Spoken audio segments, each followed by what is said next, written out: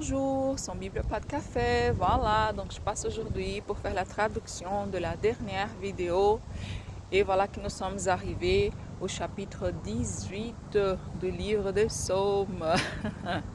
Avant, je ferai les commentaires au sujet des confirmations du Saint-Esprit à nous. La question est, comment discerner la voix du Seigneur?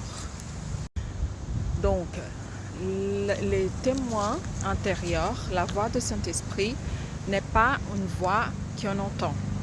Parfois, les personnes, elles peuvent entendre les voix, mais c'est pas ça, c'est pas la façon principale que Dieu a choisie pour nous guider.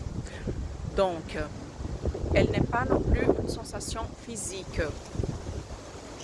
Elle n'est pas une pensée humaine, ni une idée que vous avez eue avec votre intelligence humaine. Donc, c'est quoi alors cette confirmation, ce témoin intérieur? On va donner 3 caractéristiques principales. Avant tout, la confirmation du Saint-Esprit nous apporte la paix. Donc, nous avons et que la paix de Christ à laquelle vous avez été appelés pour former un seul cœur règne en nos cœurs. Lorsque nous avons une décision qui est prise et confirmée par le Saint-Esprit de Dieu, nous avons une sensation de paix. Et lorsque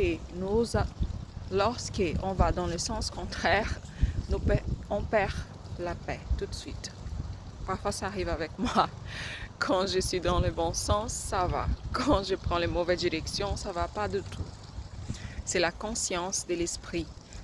C'est comme ça qu'il va nous guider et nous conduire.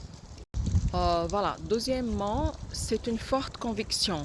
Une conviction d'un savoir ou d'une décision qu'on doit prendre que parfois nous ne savons pas expliquer comment nous avons ce savoir. Mais on sait qu'on le sait. Donc c'est un peu difficile. Mais c'est une forte conviction. Et la troisième chose, c'est que la confirmation du Saint-Esprit, c'est une pensée répétitive.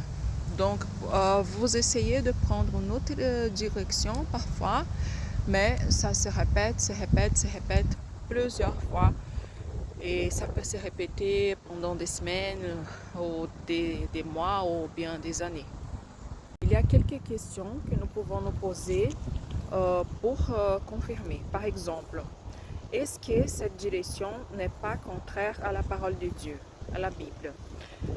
Est-ce que c'est une décision sage? Est-ce que elle est d'accord avec mes talents ou les habiletés que j'ai?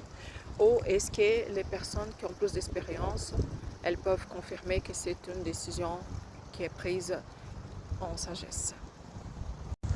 Voilà, donc on va lire les premiers versets de Psaume 18. Et pas tout, parce que je ne suis pas à la maison, donc je fais des copies comme ça, pour que je puisse un peu